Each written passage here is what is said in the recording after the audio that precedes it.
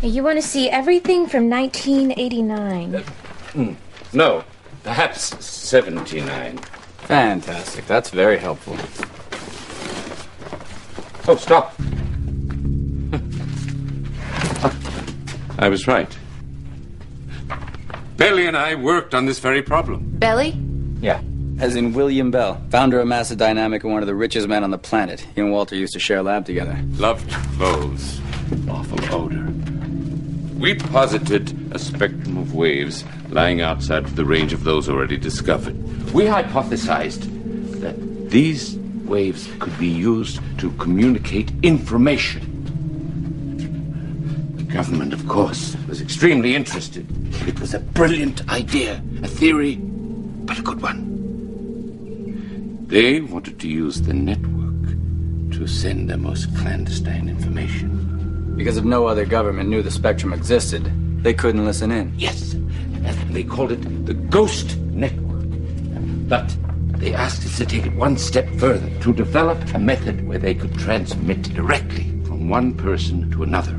I surmised that I could introduce an iridium-based organometallic compound into the subject's brain. You have got to be kidding me. What? Roy McComb was one of your test subjects. Of course. Yes. That explains it, doesn't it? Explains it? Yes, that explains why he almost died today, because you injected something into his brain nearly 20 years ago. No. What I gave him was not nearly enough to cause that reaction. The compound must have multiplied in his bloodstream over time. Environment, perhaps diet? He was a sophomore, volunteering for psych experiments. Did you ever even bother to explain to him what you were doing? Well, it wouldn't have been a very secret experiment if I had. What's going on? How's Roy McComb? Roy McComb will be fine. No thanks to my father's attempts to turn him into a human walkie-talkie. Wait a second. Don't you try and change the subject! You just said it's on subject. The iridium-based compound that multiplied in his bloodstream has turned him into some kind of receiver. A receiver of what? Transmissions.